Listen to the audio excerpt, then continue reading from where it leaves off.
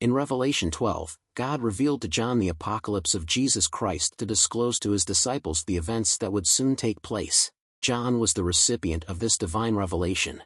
This video is full of mysteries about the future, warning that the end is near and the verdict will be inevitable. Stay with us, unravel this mystery, and see why thousands are questioning what they knew until now. But first, kindly I ask you to support us by subscribing to the channel and leaving a like to grow our community. Thank you.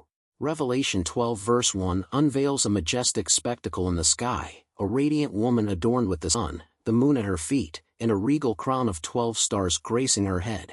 This extraordinary sight marks the beginning of 7 mystical revelations by John, portraying a significant and awe-inspiring prophecy. The woman symbolizes a fundamental entity, possibly embodying the Church, Israel, or a nurturing archetype, subject to diverse interpretations.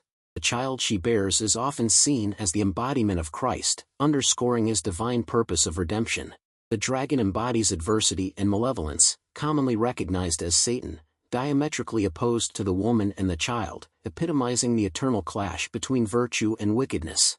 In Revelation 12 verse 3, a menacing apparition emerges in the sky, a formidable dragon of fiery crimson hue identified as Satan, adorned with 7 heads and 10 horns, each adorned with a majestic crown or diadem.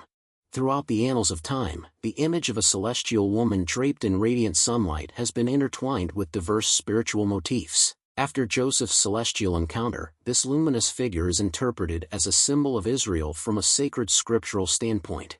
Within the realm of dreams, Jacob embodies the sun, Rachel the moon, and the 11 stars signify the revered sons of Israel, including Joseph. Now, Joseph himself becomes part of this celestial ensemble, completing the constellation of 12 stars. Genesis 37 verse 9 recounts Joseph's recounting of another dream where he witnesses 11 stars, the sun, and the moon bowing down before him.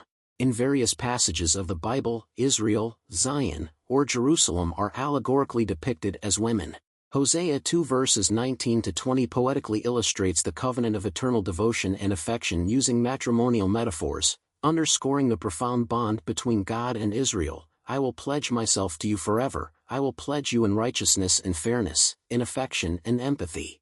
I will pledge you in constancy, and you shall recognize the Almighty. As the woman in Revelation 12 verse 2 embarks on her labor, the intensity of her suffering and agony is strikingly apparent. Her imminent delivery holds the promise of unveiling the mysterious identity of the child at a later time. Subsequently, a powerful and terrifying dragon emerges, introducing a fresh layer of adversity and turmoil to the story. Revelation 12 verse 3 reveals yet another ominous sight in the celestial realm, a monstrous dragon of fiery crimson hue identified as Satan, boasting 7 heads and 10 horns, each adorned with a regal crown or diadem. The portrayal of the dragon serves as a metaphorical depiction of his tyrannical rule and malevolent essence. The horns symbolize might, while the crowns represent sovereignty. This arrangement of 7 heads and 10 horns seeks to conjure an impression of immense power, all-encompassing authority, deep wisdom, and vitality, crafting a truly daunting image. In the realm of Revelation 12, the crimson dragon exhibits 7 heads and 10 horns crowned with 7 diadems. These horns symbolize fortitude, while the diadems represent supremacy. This arrangement seeks to conjure an impression of immense might, all-encompassing authority, deep insight, and vitality. It is pivotal to acknowledge that the term diadems, derived from the Greek diadema, is unique to Revelation within the New Testament, distinct from the previously mentioned crown. The difference lies in the crown signifying a clear victory, whereas the diadem embodies rulership and command. Hence, this feminine entity stands out distinctly among the other females depicted in Revelation. We encounter additional female personas in Revelation, like Jezebel and the infamous harlot, associated with spiritual idolatry. Furthermore, we are familiar with the bride symbolizing the Church, as elucidated in Revelation 19 verses 7 to 8. In the celestial realm, a grand clash unfolds, as detailed in Revelation 12 verses 7 to 9, where Michael and his angelic army engage in combat with a fearsome dragon. Witness the dragon and its loyalists vanquished, descending to the earthly realm in defeat. This epic confrontation symbolizes the ultimate triumph over evil by the divine, heralding the dawn of God's sovereign rule. Behold Michael, the celestial champion, guiding the celestial legions with unwavering valor.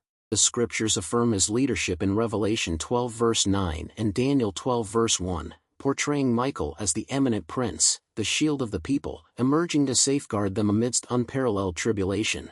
Satan's weapon of choice against the faithful is defamation, earning him the title of the adversary of believers. Yet, his downfall is inevitable, foretold in Revelation 12 verses 10 to 12, heralding the advent of redemption, supremacy, and the dominion of Christ.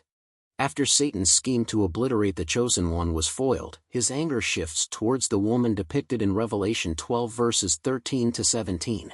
Banished to the earth, the serpent persistently chases after the woman who bore the divine child.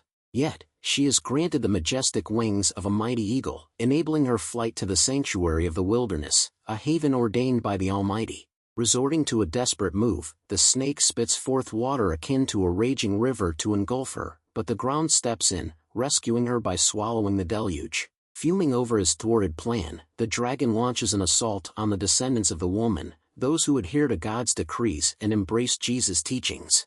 This underscores Satan's deep-seated hostility towards the believers of Jesus. The recounted occurrences unveil a chronological sequence of these happenings. The lady embodies the loyal remnant of Israel, who gave birth to Christ and faces persecution from Satan. Nevertheless, she is shielded by divine intervention. Subsequently, Satan redirects his enmity towards her descendants, the believers who adhere to God's decrees and uphold the testimony of Jesus. In chapter 13, there is an expectation of Satan's attention turning to the church, as he lays out his forthcoming strategies of resistance, particularly targeting those devoted to obeying God and remaining loyal to Jesus. The intensity of the ethereal battle that transpires throughout human history culminates in the final episodes, marking Christ's indisputable triumph over the malevolent forces. The Book of Revelation transcends the portrayal of universal and terrestrial clashes. It offers solace and direction to the steadfast in times of hardship. The divine safeguard bestowed upon the representation of Israel and the subsequent overthrow of Satan validate God's pledge of deliverance and restoration.